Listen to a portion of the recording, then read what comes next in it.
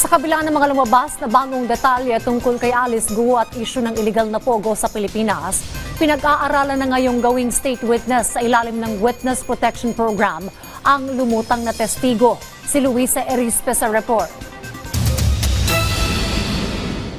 Ngayong may lumutang na isang testigo sa pagtakbo ng iligal na operasyon ng pogo sa Pilipinas, sabi ng Department of Justice, mas lumilinaw na ang koneksyon ni Alice Guo o Guo Ping sa pogo sa bansa. Ayon kay Justice Undersecretary Nicholas T., ang pagbanggit ng testigo kay Guo na konektado umano ito sa pinakabos ng pogo na si Boss Boga, posibleng magdiin ng mga ebidensya laban sa dating alkalde. Bibigat lalo, dadami lalo ang ebidensya laban kay Alice Guo at sa mga kapwa-akusado niya.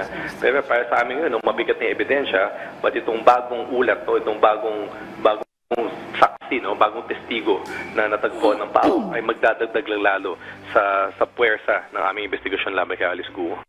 Sa pagbanggit naman ng testigo, nakilala din umano si Guo bilang Madam Hua kahit pa sa Lucky South 99 o Porac, Pampanga. Giit ng DOJ, matagal na talagang lumalabas ito sa kanilang investigasyon. Operasyon pa lang ng pogo sa Bamban, Tarlac. Pero dagdag ebidensya pa rin ito para sa mga kaso at reklamong nakabinbin kay Guo. Posible naman anyang maisailalim sa Witness Protection Program ang lumutang na testigo.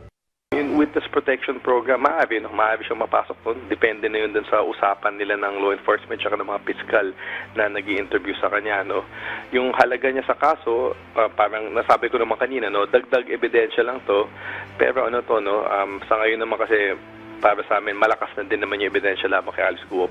Matatandaan na si Alice Guo ay may kaso na sa korte na qualified human trafficking in person na nasa Pasig City Regional Trial Court at dati na ring sinasabi ng DOJ kasama na ang Presidential Organized Crime Commission na posible pang madagdagan ang mga kaso laban kay Guo. Samantala, bukod sa pagsugpo sa iligal na pogo, nakatutok din ng DOJ sa mga kaso naman ng trafficking sa mga Pilipina na ginagawang surrogate mother sa ibang bansa. Sabi ng DOJ, nito lang Biyernes, may nailigtas na naman silang dalawang bagong muntik ng maging biktima at sa mismong paliparan pa ito naharang.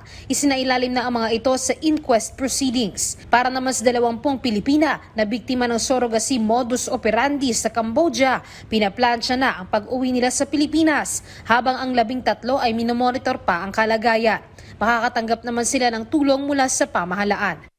At dahil biktima sila ng human trafficking, maaari nilang matanggap mula sa pamahalaan ang mga iba-ibang benepisyo na binibigay sa human trafficking. Kasama na dito yung mga psychosocial support, kasama dito yung ayuda, kasama dito yung mga efforts upang ma-reintegrate sila sa lipunan at mabigyan ng mas mabuting buhay. At pinaka-importante, kasama din doon yung non-criminality, So dapat, hindi sila, kung may ginagawa man silang krimen bilang isang trafficking victim, hindi nila dapat pananagutan itong mga krimen na to. Sinisikap naman ng DOJ kasama rin ang Department of Foreign Affairs at Embahada ng Pilipinas sa Cambodia na hindi na maparusahan ang mga Pilipinang naging biktima ng surrogacy sa Cambodia. Luisa Erispe para sa Pambansang TV sa Bagong Pilipinas.